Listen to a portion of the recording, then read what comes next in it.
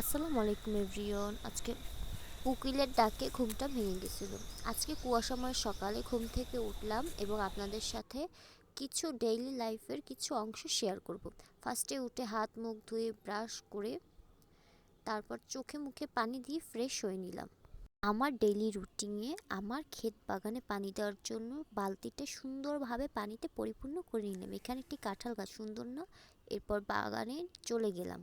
বাগানে এসে দেখি কি সুন্দর কলা পাতার উপরে শিশির ভেজা একটি সুন্দর কলা পাতা, সেখানে নিজের নামের অক্ষরটা লিখতাম। এরকম আমি ছোটবেলায় করতাম যখন দাদু বাড়িতে আসতাম, সেরকম ভাবে আজকেও লিখলাম। এরপর বালতি থেকে পানি নিয়ে ক্ষেতের গাছগুলোতে দিতে শুরু করলাম। প্রথমে আলু গাছগুলোতে সুন্দরভাবে পানি দিয়ে দিলাম। দেখুন কি সুন্দর শিশিরে ভিজে আছে, কি সুন্দর না বলেন?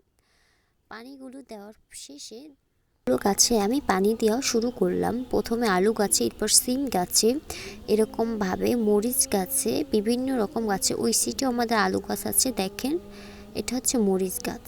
এখন অ্যালোভেরা গাছগুলোতে পানি দিয়ে দেবো। আপনারা তো সবাই জানেন চুলের যত্নে অ্যালোভেরা কত গুরুত্বপূর্ণ, যে কারণে আমি অনেকগুলো চারা লাগিয়েছি আর খুব সুন্দরভাবে অ্যালোভেরা গাছগুলো খুব সুন্দরভাবে বড় হয়েছে, দেখেন সেগুলোতে পানি দিয়ে দিচ্ছি। এরপরে চলে যাব হচ্ছে লাউ গাছে। এটা ছিল লাউ গাছের বিচি, বিচি থেকে কি সুন্দর চারা বের হয়েছে। এগুলো বড় হলে আলাদা করে লাগাতে হবে। এই হচ্ছে আমাদের আলু গাছ। এখন ঘরে গিয়ে সকালে নাস্তা খাওয়ার জন্য 1 কাপ চায়ের জন্য এখানে চা রেডি করছি। চিনি নিলাম আর পর্যাপ্ত পরিমাণে দুধ নিলাম। এরপরে এখানে চা নিয়ে 1 কাপ দুধ চা তৈরি করে সামনে চলে গেলাম, কারণ 1 কাপ চা খাইতে আর আবহাওয়া দেখার মজাই আলাদা। সকালে নাস্তার জন্য চা আর বিস্কুট নিয়ে সামনে চলে গেলাম। কোকিলের ডাক শুনতেছিলাম, খুব ভালো লাগতেছিল আমার। সামনে চলে চা নিয়ে আস্তে আস্তে সামনের দিকে চলে গেলাম। বিস্কুট ডুবিয়ে চাতে খেতে আমার কাছে খুব ভালো লাগে। আর এই রকম সুন্দর শীতের দিনে সুন্দর কুয়াশা ঘেঁষা ঘাসে হাঁটে চা খাওয়ার মজাই অন্যরকম। যারা এরকম খাননি তারা অবশ্যই মিস করবেন। একবার এরকম চা শিশির ভেজা ঘাসের উপর কুয়াশার দিন খেয়ে দেখবেন। আর আম্মু রান্নার জন্য হেল্প করতে ক্ষেত থেকে সবজি তুলতে চলে গিয়েছিলাম। দেখি টমেটো গাছে ছোট ছোট টমেটো ধরে আছে, বড় হয়নি এগুলো, নেওয়ার মতন না। এটা কি গাছ বলেন তো? কমেন্টে অবশ্যই জানাবেন ওটা কি গাছ ছিল। এরপর কাঁচামরিচ গাছের কাছে এসে কাঁচামরিচ তুলতে শুরু করলাম। এখানে খুব সুন্দর কাঁচামরিচ ধরে আছে এই গাছটায়, দেখেন অনেকগুলো পোক্ত পোক্ত দেখে আমি কাঁচামরিচ তুলে নিচ্ছি এই গাছটা থেকে।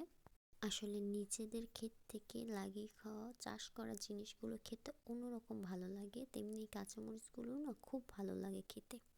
এরপর সিম গাছ থেকে সিম তোলার জন্য চলে গেলাম। এখানে অনেকগুলো সিম আছে।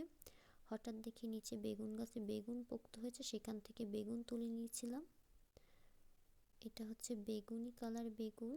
অনেক ধরনের বেগুন আছে আমাদের ক্ষেতে, যেমন সাইডেরটা হচ্ছে সাদা বেগুন।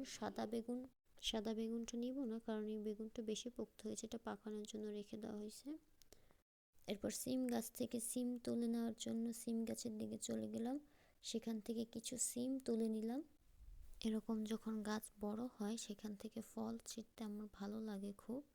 যেমন এখন এখান থেকে সিম সংরক্ষণ করতেছি। তার মধ্যে বলে রাখি, আমার নতুন পেজটিকে সবাই ফলো করবেন, সাবস্ক্রাইব করবেন। এই তো সিম নিয়ে একটা খুব সুন্দরভাবে সিম টিম তুলে নিয়ে চলে গেলাম, মার কাছে দিয়ে আসলাম। এখন সামনের বাগানের ফুল গাছগুলো দেখার জন্য চলে এসেছি। এখানে ফুল ফোটেনি, তবে অনেক কলি বের হয়েছে। খুব দ্রুত এখান থেকে ফুল ফুটবে এই গাছগুলো থেকে। দেখেন কি সুন্দর কলি বের হয়েছে। এটা হচ্ছে জবা ফুল, ঝুমকো জবা। এরপর একটা যেটা আছে এটা হচ্ছে লাল জবা, এটা অল্প একটু ফুটে আছে, আজকে কালকের ভিতরে ফুটে যাবে। এরপর দুপুর হয়ে গেছিলো, দুপুর টাইমে গোসল করে চলে এসেছি খাওয়ার জন্য। দুপুরের খাবারটা খেয়ে নিলাম। গোসল করে রোদে বসে দুপুরের খাবারটা খেয়ে নিব। এখানে সুন্দরভাবে দুপুরের খাবার খেয়ে নিয়েছিলাম আম্মু সেই শাকসবজি দিয়ে, মাছ দিয়ে। দেখা হবে নেক্সট কোনো ভিডিওতে। আল্লাহ হাফেজ।